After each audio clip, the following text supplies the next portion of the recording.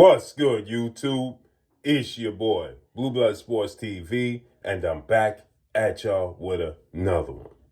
So, they have already begun the process of trying to block out Devin the Dream Haney, the undefeated 3-division champion, former undisputed lightweight, former WBC junior welterweight, and reigning WBO welterweight world champion superstar boxer, who will be a first ballot Hall of Famer once he retires. Devin Haney is 33 wins, no losses, no draw, 15 wins by way of knockout. He beat Brian Norman in shocking fashion to many people in November 22nd to be exact. And because of the way he beat Brian Norman Jr., right? People wanted to write him off. They said he was in his own head. They said that he was, afraid. He had PTSD after the debacle that took place between Devin Haney and Ryan Garcia last April. But with that said, he bounced back. He came back after a year layoff, right? He fought Jose Ramirez in May. And because of the performance, with Devin Haney utilizing the ring, just outboxing Jose Ramirez and getting to the victory because the Ryan Garcia rematch was already set in place, people criticized him for that. But then he fought the highlight reel, the knockout artist. And everybody said he's going to get knocked out. He actually was the underdog in the fight with Brian Norman Jr., who had 3 straight knockout of the year fights, right? Power puncher. And everybody said Devin Haney can't block the left hook. Brian Norman is a left hook specialist, a left and a right hook specialist. And he can't take a punch after the situation with Ryan Garcia and Jorge Linares, right? But he dominates and he hurts Brian Norman. He can't punch himself out of a wet paper bag. He drops Brian Norman in the second round. Hurts him bad multiple times in this fight. Wins a unanimous decision. Dominates the fight. And suddenly, back on that list he goes because he's not showing the same vulnerabilities. And the only thing they have to say is that, well, all he does is clinch. See, Devin Haney, all he does is keep clinching. Right? They're looking for something to discredit him. And Devin Haney is chasing down Rolando Rolly Romero, the WBA welterweight champion, to unify the belts. And now the pound for pound king, first ballot Hall of Famer, 5-division champion, 3-division undisputed champion, superstar boxer, Terence Bud Crawford has officially retired. They don't want that mantle passed to Devin Haney.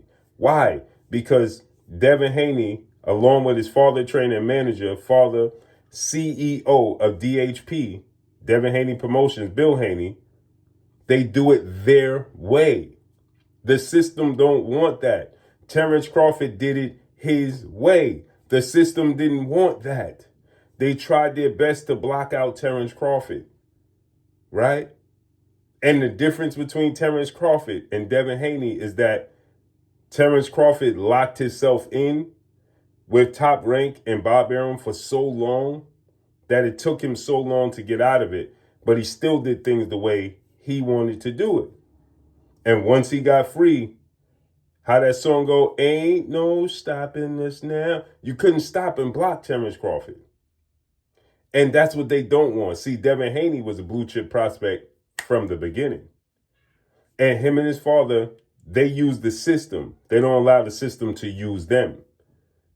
And that's what they don't want.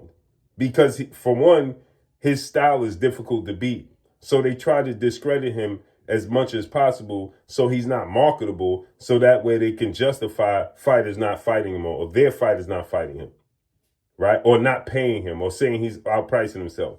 But you don't hear him ever saying that they're not paying me the money I want, so we walked away.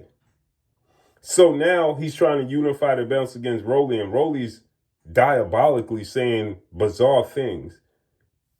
He don't want to unify.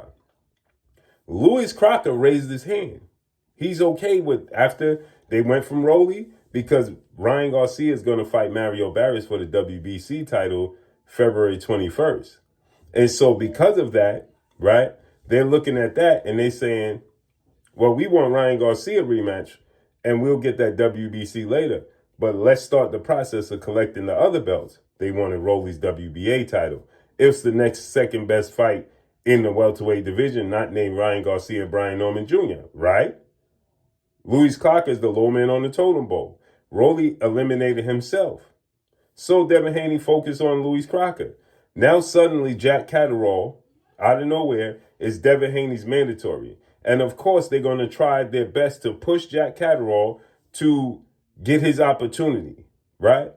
And not only that, the IBF, the International Boxing Federation, they stick to their rules when it comes to the mandatories. So they're going to want him to fight his mandatories when it comes to that.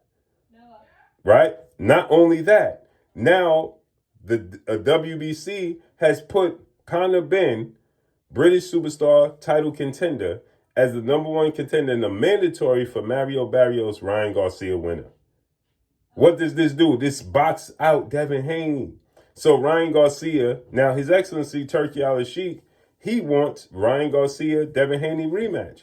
And now it would be even bigger, especially if Devin Haney, see, Louis Crocker said and agreed to fight Devin Haney February 21st on the same card as Ryan and Barrios, right? That sets up, Devin Haney beats Louis Crocker. He unifies the belts. He's the WBO IBF champion, right?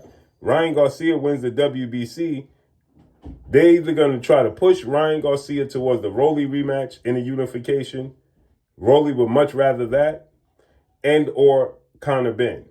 And they're going to push mandatories at Devin Haney or run the risk of getting stripped because why? Devin Haney wants to be undisputed, and they know he wants to be undisputed. And he's setting the table to be the pound-for-pound king. So they're going to try their best to block him out. Watch what I tell you.